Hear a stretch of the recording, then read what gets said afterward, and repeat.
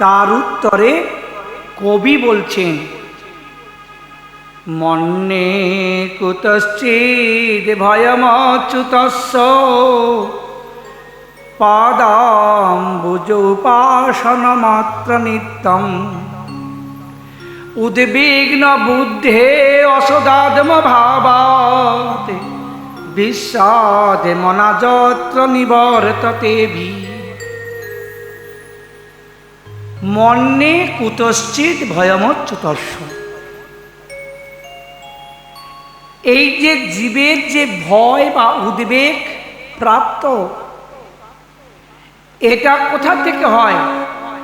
চিত্ত যে উদ্বিগ্ন হয়, কিসের জন্য? না অসদাত্ম ভাবাৎ। এই যে অসৎ যে ভাবনা, আমি আমার যে ভাবনা, এই দেহটাতে আমি বুদ্ধি আর দেহ সম্পর্কীয় যাবতীয় বস্তু আমার, এই আমি আমার ভাবনার যে অসৎ ভাবনা, এর দ্বারাই চিত্তটা উদ্বিগ্ন হয়। সেই উদ্বিগ্ন চিত্তে যে অসৎ যে ভাবনা, আমি আমার যে ভাবনা, সেই ভাবনা থেকে আসছে কি ভয়। চিত্তটা উদ্বিগ্ন হয়, ভয় হয়। তাহলে সেই ভয় নিবৃত্তির একমাত্র উপায় হলো শ্রী অচ্যুতের অভয় পাদ পদ্ম আশ্রয়। যেমন এই জগতের এক শিশু পুত্রের তার নির্ভয় আশ্রয়স্থল হচ্ছে মাতৃকোল। সে যখন মায়ের কোলে থাকে না, মনে করে আমি নিশ্চিন্তে আছি, আর আমার কোনো ভয় নেই। তদ্রূপ শ্রী ভগবান শ্রী অচ্যুতের চরণ আশ্রয় যদি একবার নেওয়া যায়, তার আর কোনো ভয় থাকে না, কোনো দুঃখ, কোনো বেদনা থাকে না। হে রাজন, কবি বলছেন, হে নিমিরাজ জনক, কায়েন বাচা মনসৈ ইন্দ্রির বা বুদ্ধাৎ মনা বা নুস্থিত স্বভাবাৎ করতি যত্র সকলং পরস্মৈ নারায়ণায়েতি সমর্পয়েত। তুমি বাক্যের দ্বারা, কায় মনো বাক্যে, দেহের দ্বারা, বাক্যের দ্বারা, মনের দ্বারা তুমি যা কিছু কর্ম করবে, ইন্দ্রিয় বসে বা যা কিছু বসে যা কিছু কর্ম করবে, সমস্ত কর্ম গোবিন্দ চরণে অর্পণ করবে, নিজের কর্তৃত্ব অভিমান পরিত্যাগ করে। তুমি বাক্যে যেটা বলবে, মনে মনে নিশ্চয়, মনে মনে ভাবনা করবে, বুদ্ধি দ্বারা নিশ্চয় করবে, এবং যা কিছু কর্ম করবে, সমস্ত কর্ম গোবিন্দ চরণে অর্পণ করবে, নিজের কর্তৃত্ব অভিমান পরিত্যাগ করে। সে কখনো দুঃখ পায় না। মানুষের মধ্যে যখন কর্তৃত্ব অভিমান এসে যায়, অহংকার এসে যায়, অভিমান এসে যায়, তখন চিত্তটা উদ্বিগ্ন হয় এবং তখনই দুঃখ যন্ত্রণা নেমে আসে। অতএব হে রাজন, নিরন্তর সেই ভগবানের কথা শ্রবণ, মনন, চিন্তন, এর দ্বারাই হলো জীবের একমাত্র আত্যন্তিক মঙ্গল।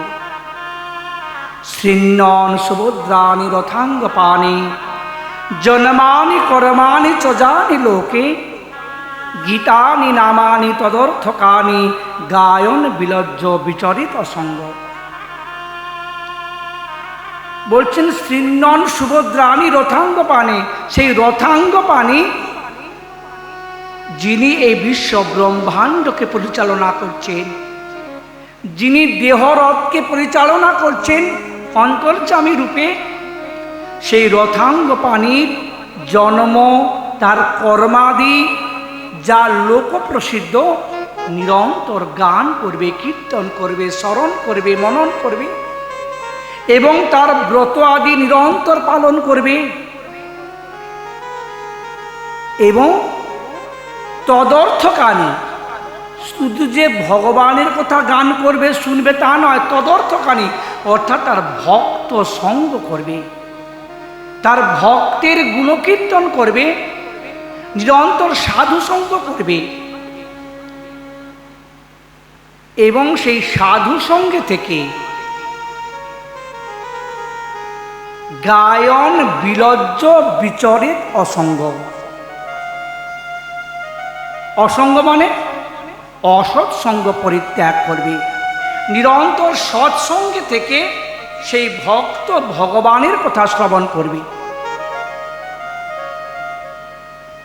এখানে অসঙ্গ মানে সৎসঙ্গ, অসঙ্গ ত্যাগ করবে। তাহলে এখন সৎসঙ্গ কেমন? সৎসঙ্গ কাকে বলে গো? সৎসঙ্গ মানে স্বজাতীয় সহে স্নিগ্ধা শতাং সঙ্গ শত বরে, যা শত শত বর প্রাপ্তি হবে, ভগবানের কৃপা আশীর্বাদ বর্ষিত হবে, একমাত্র সাধু সঙ্গ। কেমন সাধু সঙ্গ করবে? বলছে স্বজাতীয় সাধু সঙ্গ করবে। স্বজাতীয় মানে একই ভাব, একই আশ্রয়। ধরুন আপনি এখান থেকে বাইরে যাবেন, যে স্থানে আপনি যাবেন সে স্থানে আপনার চেনা নেই, অজানা রাস্তা। আপনি ট্রেনের মধ্যে বা বাসের মধ্যে আছেন, এখন আপনি এত লোক কার সঙ্গ করবেন না? যে আপনার স্থানের গন্তব্য ব্যক্তি আছে, আপনার স্থানে কে যাবে, তাহলে আপনি তার সঙ্গ করবেন। তার সঙ্গ করলে কি হবে? সেই অজানা জায়গাটাও সঙ্গ প্রভাবে অনায়াসে আপনি সেখানে পৌঁছে যাবেন। আর যদি অন্য সঙ্গ করো তাহলে ভুল করে তোমাকে অন্য জায়গায় পৌঁছে দেবে, অন্য জায়গায় নিয়ে চলে যাবে। তাই স্বজাতীয় সাধু সঙ্গ করবে, অর্থাৎ একই ভাব, একই আশ্রয়।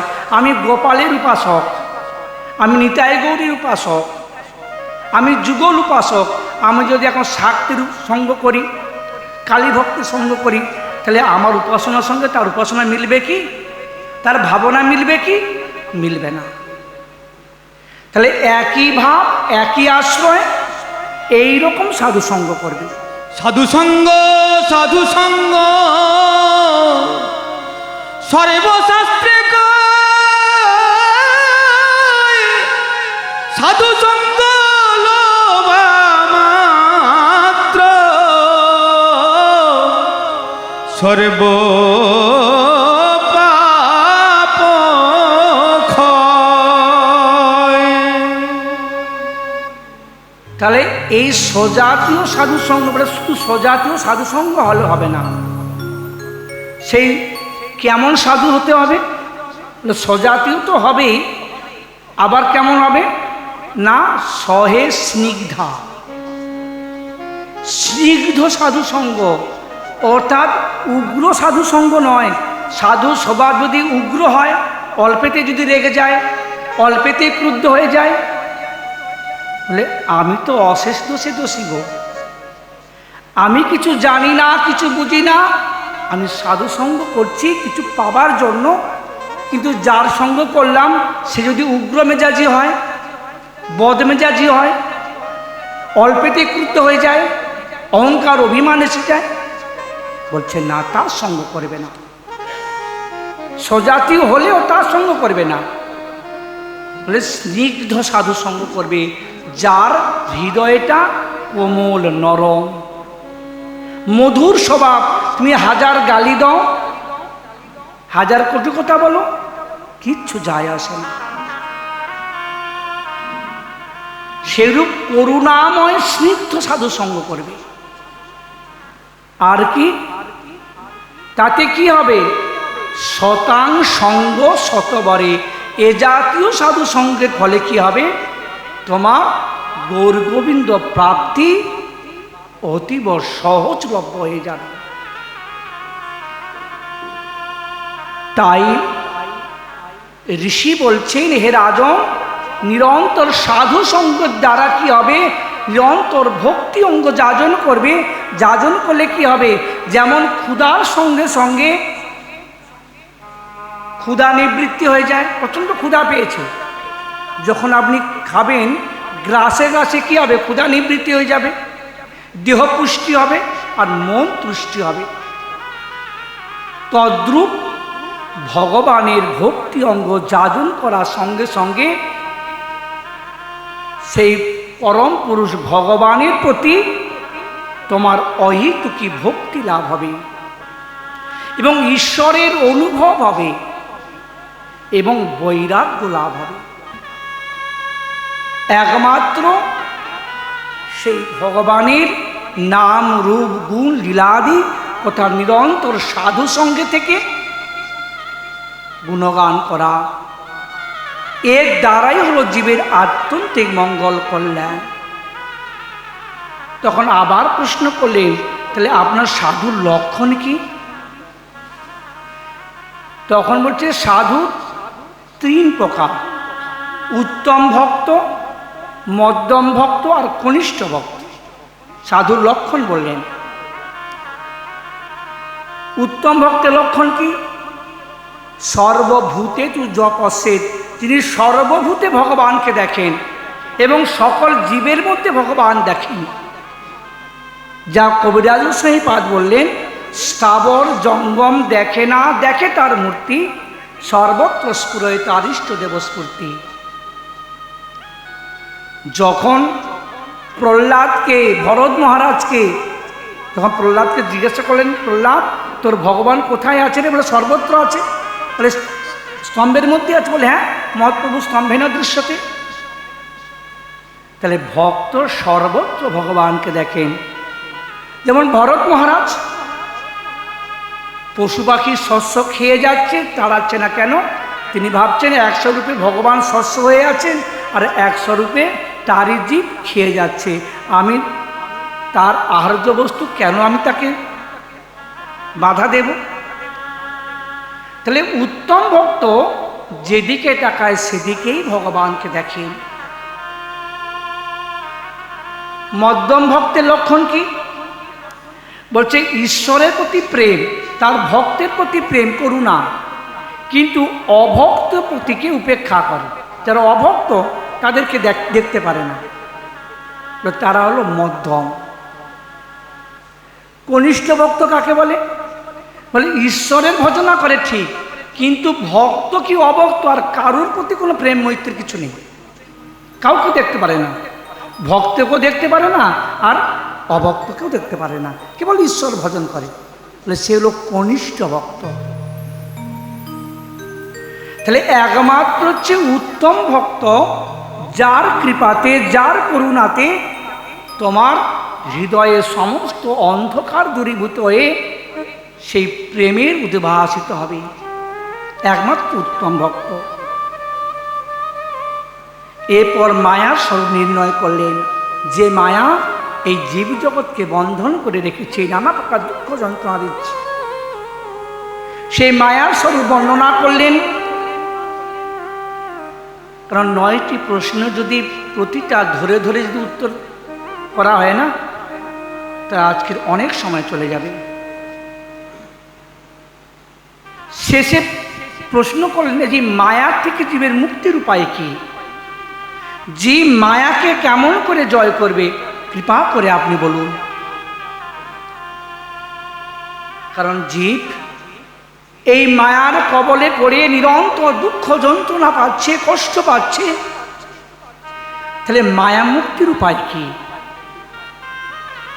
তখন প্রবুদ্ধ উত্তর দিচ্ছেন, একমাত্র মায়া মুক্তির উপায় হলো সদ্গুরুর চরণাশ্রয়। একমাত্র শ্রী গুরুপাদ পদ্ম আশ্রয়, একমাত্র গুরুদেবই পারে তোমাকে মায়া থেকে টেনে সেই ভগবানের কাছে পৌঁছে দিতে। নিত্যার্তিদেন বিত্তেন দুর্লভেনাত্ম মৃত্যুনা গৃহা প্রত্যাত্ম পশুবি কাপ্রীতি সাধিত চলই। এই নিত্য পীড়াদায়ক এই যে সংসার কূপ এবং যে দেহটা নিরন্তর দুঃখ যন্ত্রণাদায়ক, এই দেহ দিয়ে শ্রী গুরুপাদ পদ্ম আশ্রয় করে সেই ভগবানের ভজনই হলো মায়া মুক্তির একমাত্র উপায়। ভবে যেতে গুরু আসতে গুরু, গুরু আমার যা করে, চলো গুরু যাই দুজন পারে, চলো গুরু যাই দুজন পারে। ভবে যেতে গুরু আসতে গুরু, যেতে গুরু আসতে গুরু, গুরু আমার যা করে, চলো গুরু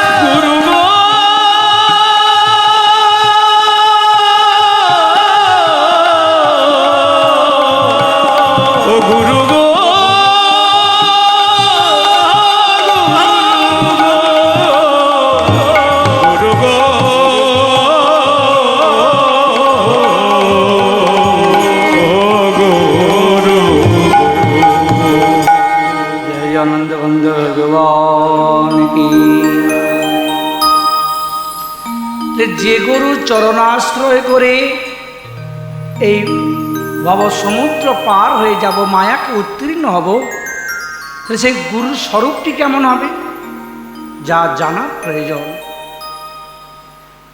যার আশ্রয় করব, যাকে ধরে আমি ভব সমুদ্র পার হব, মায়ার থেকে আমি মুক্তি পাব, তো সেই গুরুর স্বরূপটি কেমন? তখন বলছেন তস্মাৎ গুরুং প্রপদ্যেত জিজ্ঞাসু শ্রেয় উত্তমম শাব্দে পরে চ নিষ্ণাতং ব্রহ্মণুপসমাশ্রয়েৎ। গুরুর স্বরূপটি কেমন হবে বলছেন, সেই রকম গুরুপাদ পদ্ম আশ্রয় করবে যারা শ্রেয়ার্থী, যারা নিজের মঙ্গল চায় বা কিছু জানতে চায়। বলে কিরকম গুরু? শাব্দে পরে চ নিষ্ণাতং, গুরুদেবকে শব্দ জ্ঞানে অর্থাৎ শাস্ত্র জ্ঞানে সুনিপুণ হতে হবে। গুরুদেব যদি শাস্ত্র জ্ঞানী না হন, তাহলে শিষ্যের প্রকৃত প্রশ্নের সঠিক উত্তর দিয়ে তার সন্দেহ দূরীভূত করতে পারবে না। শিষ্যের যদি মনে হয় গুরুদেব কিছু জানে না, কি উল্টোপাল্টা কথা বলছে, এই যে গুরু অবজ্ঞা, তখন গুরু শিষ্য উভয়ই পতিত হয়। তাহলে গুরুদেবকে শাস্ত্রজ্ঞানে সুনিপুণ হতে হবে। শুধু শাস্ত্রজ্ঞান থাকলে হবে না, পরব্রহ্মের নিষ্ণাতম অর্থাৎ ভজনশীল এবং আচরণশীল হতে হবে, যাজনশীল হতে হবে। গুরুদেব যদি ভজনশীল না হয়, আচরণশীল না হন, তাহলে শিষ্যকে আচরণ শেখাতে পারবে না, শিষ্যকে কৃপা করতে পারবে না। সে শক্তি কোথায়? ঠাকুর মশাই কি বললেন? মার্জন হয় ভজন, সাধু সঙ্গে অনুক্ষণ, অজ্ঞান অবিদ্যা পরাজয়। তা তোমার ভজনটা যে মার্জিত হবে, শুদ্ধ হবে, সেটা কে জানাবে?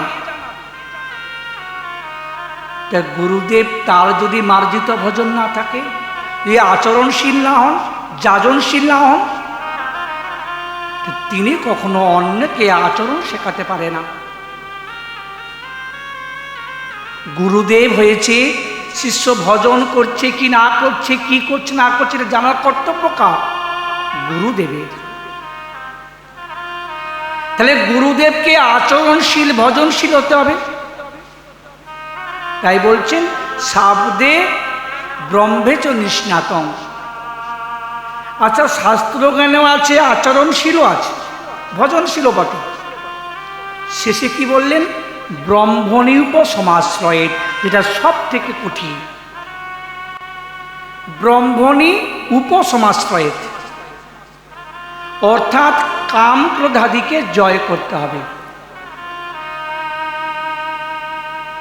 বলে কামনা বাসনাকেও জয় করা যায় সহজ, কিন্তু ক্রোধকে জয় করা সব থেকে কঠিন। এই ক্রোধ এমনই একটি বস্তু, বলছেন কাম ক্রোধ সাগর পার হয়ে এসছে, লাস্টে ক্রোধরূপী গোষ্পদে ডুবে যেতে হয়। গোষ্পদ মানে বোঝেন তো? গরুর যে পায়ের খুর, তাতে যেটুকি জল ধরে তাকে বলা হয় গোষ্পদ। ওই ক্রোধরূপী গোষ্পদে ডুবে যেতে হয়। এই ক্রোধকে সম্বরণ করতে হবে আগে, ভজন পরে, আগে ক্রোধ সম্বরণ করো।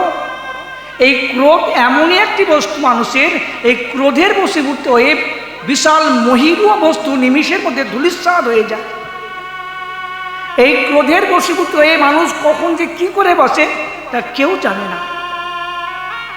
কত দামি দামি জিনিসও ছুঁড়ে ভেঙে ফেলে দেয়, নিমিষের মধ্যে ধূলিসাৎ হয়ে যায়, একমাত্র ক্রোধ। এই ক্রোধকে যিনি বশীভূত করতে পেরেছেন, তিনি জয়লাভ করেছেন। তাই বলছেন কামনা বাসনা সাগর পার হয়ে এসে লাস্টে ক্রোধ রূপী গোষ্পদে ডুবে যেতে হয়। তাহলে যার মধ্যে কোনো ক্রোধ থাকবে না, কোনো রাগ থাকবে না, কোনো দ্বেষ থাকবে না, তিনি হলেন গুরুপদবাচ্য। তস্মাৎ গুরু প্রপদ্যেত, এইরকম শ্রী গুরুপাদ পদ্ম আশ্রয় করে শ্রী গুরুদেবের চরণে জিজ্ঞাসা করতে হবে যে ভক্তি কেমন করে লাভ হবে। তাহলে একমাত্র শ্রী গুরুপাদ পদ্ম আশ্রয়। ভগবান উদ্ধবকে বলেছিল, উদ্ধব নির্দেয় মাদ্যং সুলভং সুদুর্লভং প্লবং সুকল্পং গুরুকর্ণ ধারং ময়ানুকূলেন নভে সতেরিতং পুমান ভবাব্ধিং নতরে স্বাত্মা। এই জগতে তারাই হলো আত্মঘাতী মহাপাপী। আমরা আত্মঘাতী পাপী কাকে বলি গো? যারা গলায় দড়ি দিয়ে মরে, বিষ খেয়ে মরে, জলে ডুবে মরে, আগুনে পুড়ে মরে। আমরা কি বলি? আত্মহত্যা করেছে, বলি না? ভগবান নিজে বলছেন উদ্ধবকে, উদ্ধব আত্মঘাতী তারা কারা? এই সুদুর্লভ মনুষ্য দেহ লাভ করে যারা গুরুপাদ পদ্ম আশ্রয় করে না,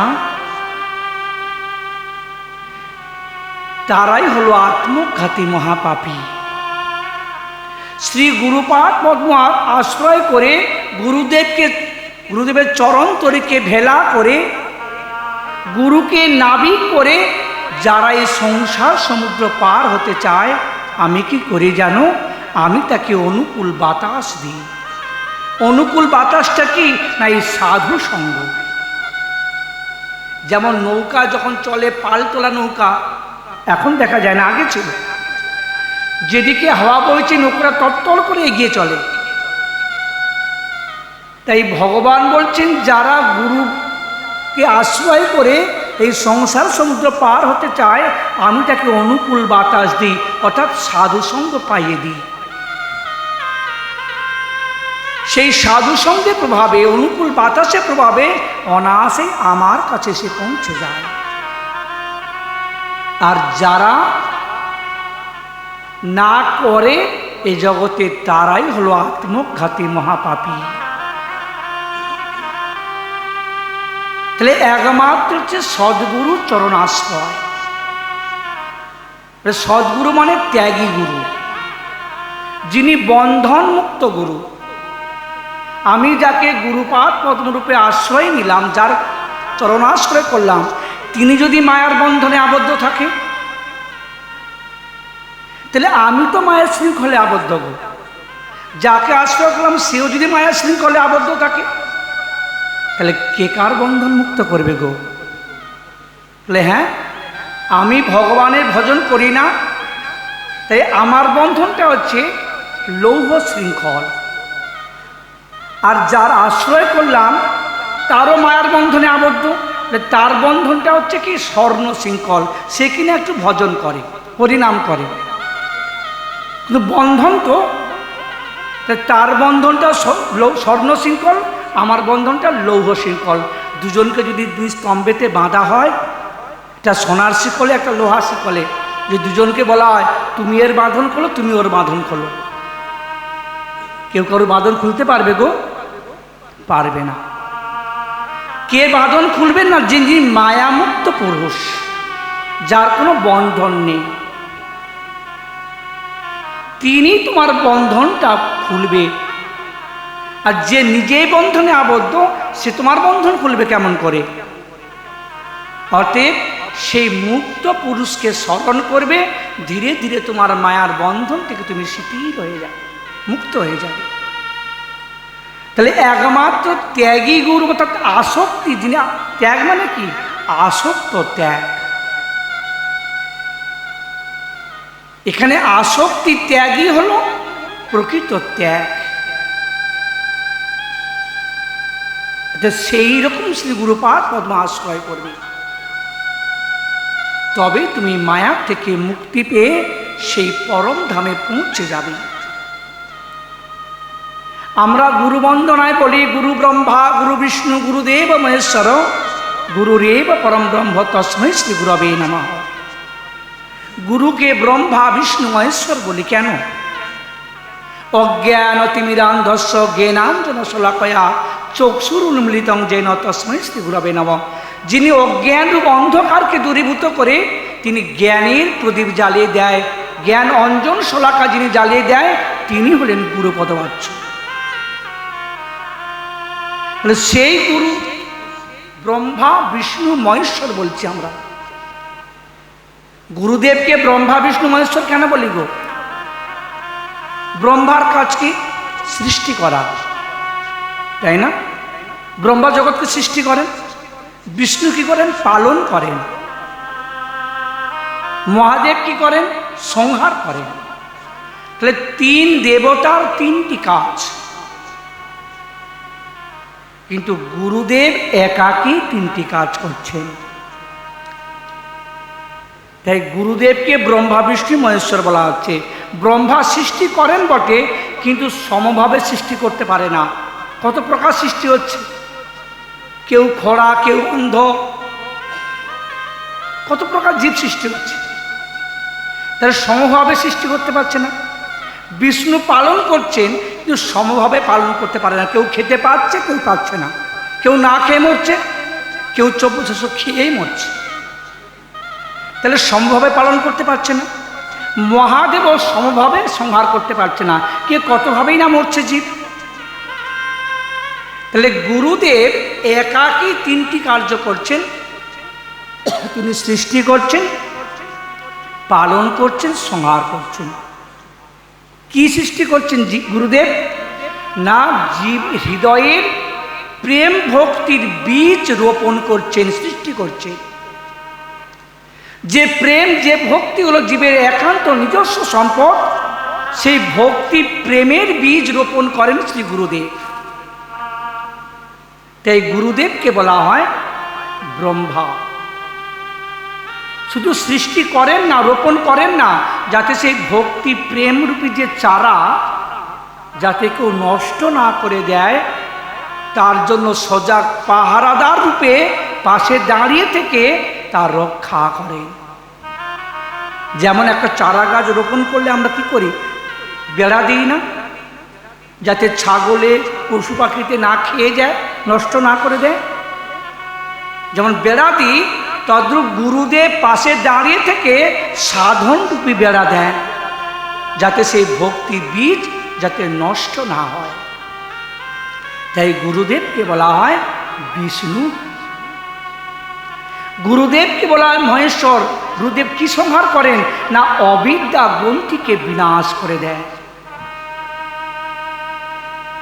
অনাদিকালে যে অবিদ্যা গ্রন্থি, যে অবিদ্যার জন্য ভগবানকে যে ভুলে আছে, সেই অবিদ্যা গ্রন্থিকে নাশ করেন। তাই গুরুদেবকে বলা হয় মহেশ্বর।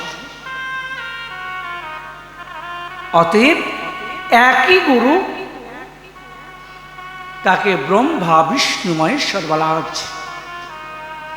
অতএব শ্রী গুরুপাদ পদ্ম আশ্রয় করে কখনো গুরুদেব কিন্তু মনুষ্য বুদ্ধি করবে না। গুরুকে মনুষ্য জ্ঞান না করো কখন, গুরু নিন্দা কবু করেনে না করো শ্রবণ, গুরু নিন্দুকের মুখ কবু না হেরিবে, যথা হয় গুরু নিন্দা তথা না যাইবে। তাই গুরুদেব হচ্ছেন ভগবৎ স্বরূপ। ভগবান বললেন না উদ্ধবকে, উদ্ধব আচার্যং বাং বীজানিয়াদ নাবমন্যেত করেছি নমত বুদ্ধি শ্রেত সর্বদেবময় গুরু। এই জগতে আমি গুরু রূপে যাই, গুরুদেব অন্য কেউ নয়। আমি সে গুরু রূপে জগতে যাই। কেন জানো? জগৎ জীবকে কৃপা করবার জন্য, জীবকে মায়ার থেকে মুক্ত করে আমার কাছে আনয়নের জন্য আমাকেই গুরু রূপে যেতে হয়। তখন উদ্ধব বলেছিল, প্রভু জগতে এত ভালো ভালো দেবতা থাকতে তুমি গুরু রূপে যাও কেন? দেখো, ব্রহ্মা থেকে কীট পর্যন্ত সবাই আমার মায়া শৃঙ্খলে আবদ্ধ। একমাত্র আমি হলাম মায়ামুক্ত পুরুষ। তাই আমি জগতে গুরু রূপে যাই, জগৎ জীবকে কৃপা করবার জন্য। তাই সেই গুরুকে কখনো মনুষ্য বুদ্ধি করবে না। এখন শ্রীরূপ গোস্বামীপাদে ভাতুষপুত্র শ্রীজীব প্রভু আমাদের দশায় দাঁড়িয়ে তার গুরুদেব শ্রী গোসাই পাদকে প্রশ্ন করলেন যে জেঠামশাই, গুরুদেব তা প্রশ্ন করলেন যে আমাদের যেমন রোগ শোক জরা ব্যাধি দুঃখ, গুরুদেবের মধ্যে দেখছি সেই একই রোগ শোক জরা ব্যাধি দুঃখ, তাহলে গুরুকে মনুষ্য বুদ্ধি করব না? বলছে না। দৃষ্ট স্বভাবই জনিতই প্রপুতস্থ দোষই। যদি গুরুদেবের মধ্যে দৃষ্ট দোষ, স্বভাবগত দোষ, দেহগত দোষ যাই থাকুক না কেন, তথাপি গুরুদেবকে মনুষ্য বুদ্ধি করবে না। তুমি তো ওখানে পারো, এখানে কেন পারবে না? কোথায়? এটা সাধারণ জলের যা ধর্ম, এটা প্রাকৃত জলের কিন্তু সেই একই ধর্ম। জলের ধর্ম কি? বুদবুদ, ফেনা, পাঁক, তাই না? তাহলে সাধারণ জলের যা ধর্ম, গঙ্গা জলেরও তাই ধর্ম। কিন্তু আমরা গঙ্গা জলকে তো আলাদা মর্যাদা করি। গঙ্গা গঙ্গিতি যৌ ব্রুয়াদ যোজনাদপি শতরূপী মুচ্যতে সর্বপাপেভ্য। সমস্ত পাপ থেকে সে মুক্তি লাভ করে যদি শত যোজন দূরে থেকে যদি গঙ্গা গঙ্গা উচ্চারণ করে। এটা দৃশ্য গঙ্গার মহিমা। তা তুমি ওখানে পারো, এখানে কেন পারবে না? যেমন সাধারণ বৃক্ষের যা ধর্ম, তুলসী বৃক্ষ কিন্তু একই ধর্ম। বৃক্ষকে রোপণ করতে হয়, জল দিতে হয়, তাহলে শুকিয়ে যায়, মরে যায়, পাতা ঝরে পড়ে। তাহলে তুলসী বৃক্ষও তাই, সাধারণ বৃক্ষও তাই, একই ধর্ম। কিন্তু আমরা তুলসী বৃক্ষকে তো আলাদা মর্যাদা করি। তুলসী মহিমাতে কি বলা আছে? যা দৃষ্টা নিখিল আগ সঙ্গ সমনি পৃষ্ঠা বপু পাবনি। যা দর্শন করলে নিখিল সমস্ত দোষ চলে যায়, পাপ চলে যায়, স্পর্শ করলে দেহ পবিত্র হয়। যদি কেউ রোপণ করে, কেউ তুলসী পাতা গোবিন্দ চরণে অর্পণ করে, তুলসী দেবী হাতে করে তাকে গোবিন্দের কাছে পৌঁছে যায়। তুলসী মহিমাতে বলা আছে। তা তুমি এখানে পারো, ওখানে কেন পারবে না? অতএব গুরুকে মনুষ্য বুদ্ধি করবে না, এটা তার গুণ। আজ গুরু সাধুগুরু বৈষ্ণবে যদি রোগ শোক জরাবেদি না হতো না, তাহলে আমরা কিন্তু তাদের সেবা করার সুযোগ পেতাম না। আমরা তাদের সেবা করার সুযোগ পেতাম না। অর্থ দিয়ে হোক, দেহ দিয়ে হোক, আমরা সাধুগুরু বৈষ্ণবদের সেবা করতে পারি, সেটাই হলো পরম ধর্ম। তাদের যদি রোগ শোক জরাবেদি না হতো, তাহলে আমরা তার সেবা করতে পারতাম না। স্বয়ং ভগবান ভক্তকে রোগ দিয়ে নিজেই তার সেবা করছে, জগৎকে জানানোর জন্য। তার প্রত্যক্ষ প্রমাণ কোথায়? আমরা সবাই জানি, এই জগন্নাথের সঙ্গে মাধব দাসের যে সখ্য প্রেম। 80 বছরের বুড়ো মাধব দাস খুব নিষ্ঠাবান ভজনশীল, নীলাচলে অবস্থান করছেন, আর এই জগন্নাথের সঙ্গে তার সখ্য প্রেম। কথা হয়, একসঙ্গে খেলাধুলা সব হয়। তো একদিন জগন্নাথ মাধব দাসের কাছে গিয়ে বলছে, মাধব রে, এই দেখ এখন তো কাঁঠালের সময়, দেখ অমুক লোকের বাগানে অনেক কাঁঠাল রয়েছে, ভুর ভুর করে কাঁঠালের গন্ধ আসছে, আমার খাবার খুব লোভ হয়েছে, চল না সখা সেই গিয়ে কাঁঠাল চুরি করে খাই। মাধব দাস বলছে, না বাপু, আমি ওসব চুরি করতে যাব না, আমার বয়স হয়েছে, বৃদ্ধ মানুষ আমি, যদি ধরে ফেলে তখন কি হবে? আরে চল না সখা, চল না, আমার যে খাবার খুব লোভ কাঁঠাল, চল না সখা। এখন জগন্নাথের প্রেমে মাধব দাস গেলেন।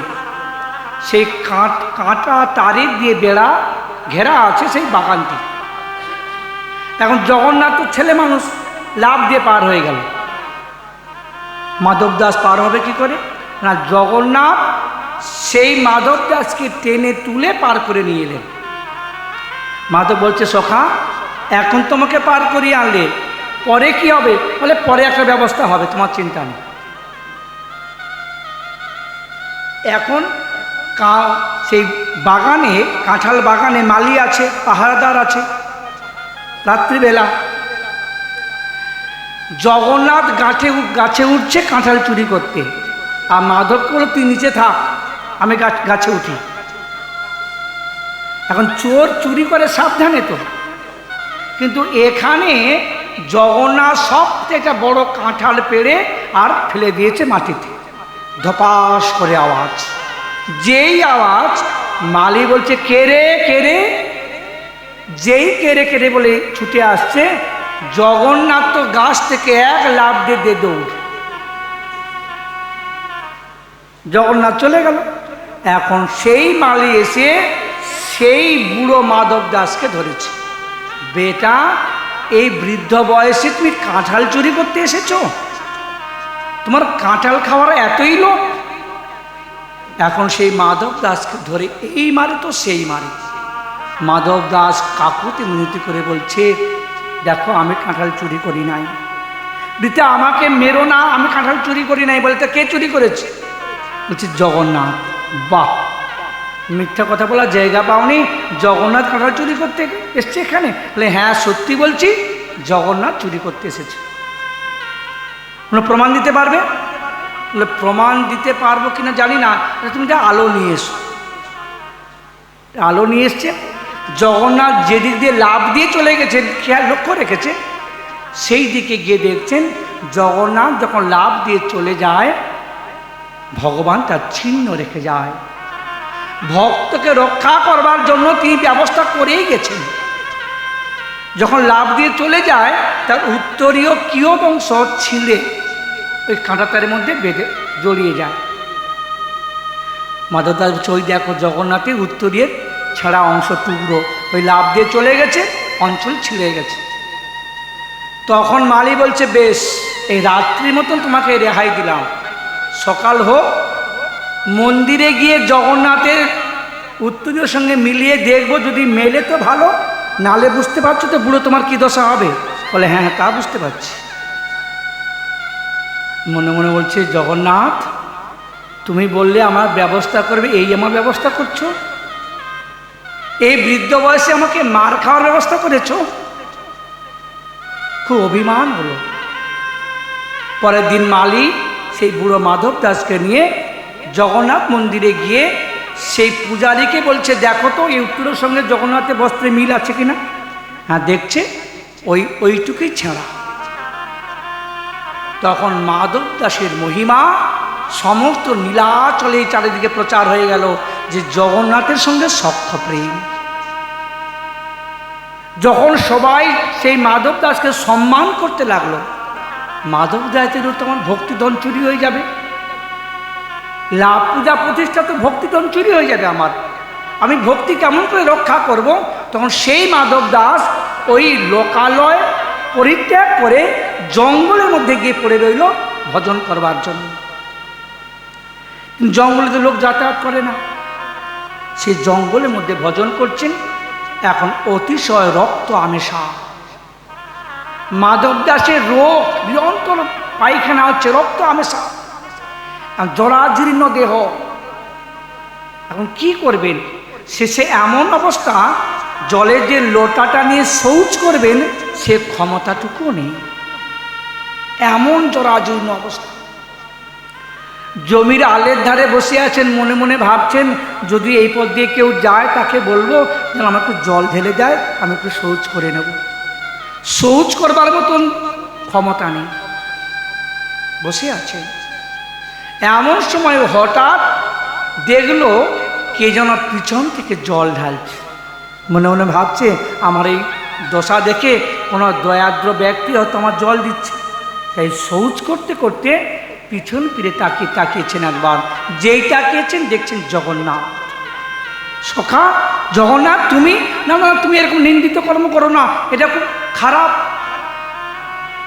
জগন্নাথ বলছে সখারে তোর একটু শৌচের জল ঢেলে দিচ্ছি, তোর আপত্তি কিসের? বলছে না না লক্ষ্মী দেবী অপ্রসন্ন হবেন, তুমি এরকম কাজ করো না। তার থেকে সখা এক কাজ করো না, আমার রোগটাকে সারিয়ে দাও, এই যে আমার ব্যাধি এটা আমাকে সারিয়ে দাও। তখন জগন্নাথ কি বললেন জানেন?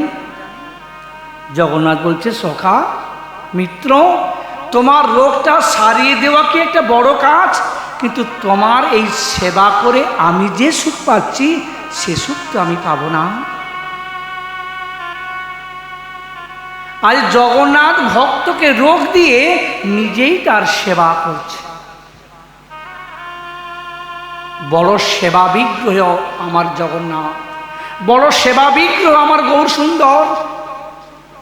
তিনি ভক্তকে রোগ দিয়ে নিজেই তার সেবা করছে, অর্থাৎ ভক্ত দেহ অপ্রাকৃত। তাই গুরুকে মনুষ্য বুদ্ধি করো না, সাধুগুরু বৈষ্ণবকে মনুষ্য বুদ্ধি করো না, একমাত্র হচ্ছে গুরু কৃপায় তুমি পারো সেই মায়া থেকে মুক্ত হয়ে ভগবানের কাছে পৌঁছে যেতে। একমাত্র গুরু চরণাশ্রয়, সেই সদ্গুরু চরণাশ্রয় করে তুমি মায়া থেকে মুক্ত পাবে, দ্বিতীয় কোনো রাস্তা নেই। চলুন আমরা একটু শ্রী গুরু মহিমা কীর্তন করি। জয় শ্রী গুরুদেব, জয় গুরুদেব, জয় শ্রী গুরুদেব, জয় গুরুদেব, জয় শ্রী গুরুদেব, জয় গুরুদেব, জয় শ্রী গুরুদেব, জয় গুরুদেব, জয় শ্রী গুরুদেব, জয় গুরুদেব, জয় শ্রী, জয় গুরুদেব, জয় শ্রী গুরুদেব, জয় গুরুদেব, জয় শ্রী গুরুদেব, জয় গুরুদেব, জয় শ্রী গুরুদেব, জয় গুরুদেব, জয় শ্রী গুরুদেব, জয় গুরুদেব, জয়